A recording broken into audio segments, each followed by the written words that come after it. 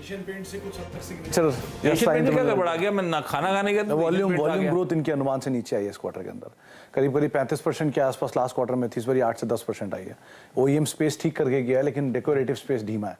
लेकिन हर ये वही बात हो रही है डिलीवरी टाइप की, शायद फेस्टिवल सीजन डिमांड आएगी कि उतरी? अब आएगा। तो ये हेवेल्स भी आज बोल के गया है कि हमें अब तक प्रॉब्लम चल रहा है, लेकिन अब यहाँ से ऑनवर्ड जो एफएमईजी काम कर जाएगा। अब तक वायर काम कर गया, अब एफएमईजी करेगा, तो एफएमसीजी भी शायद तभी काम करे। प्रोड्यूसर साहब बोले टाइम पास कर रहे हैं, एचयूएल का रिजल्ट लगा दो पीछे।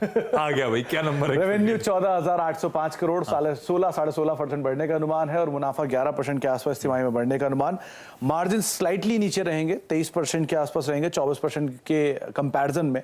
इसके अलावा एबिटा फ्रंट पर भी करीब 3,415 करोड़ और रफली 3132 करोड़ के सामने। ये मार्जिन का आंकड़ा जो गिर कर आएगा, ये डिनोमिनेटर में फेरबदल की वजह से आपको दिखाई पड़ेगा। एबिटा बाय रेवेन्यू होता है, तो रेवेन्यू में चेंज है, उसके कंपैरिजन में एबिटा में इतना नहीं है, इसलिए मार्जिन के अंदर थोड़ा सा प्रेशर रहेगा। क्रूशियल पार्ट है कंपनी की जो डोमेस्टिक वॉल्यूम ग्रोथ है, 4 से लेके 5%, 4% पिछली बार थी, तो 4 से 5% के आसपास ये आने का अनुमान है।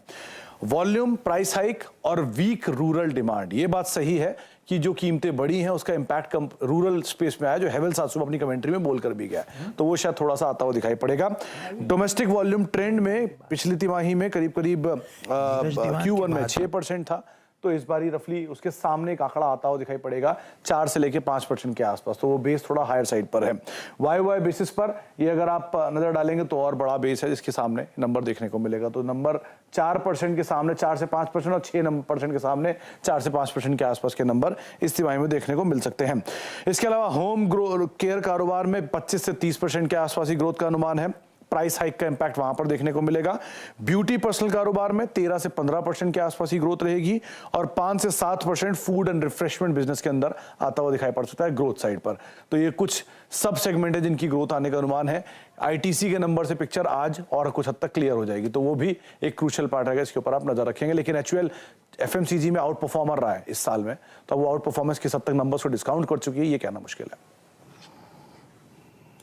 जी, शुक्रिया सुमित इस पूरी बातचीत के लिए। एचयूएल के अगर आप देखें नंबर्स का, क्या अगर आप देखें मिजाज रहेगा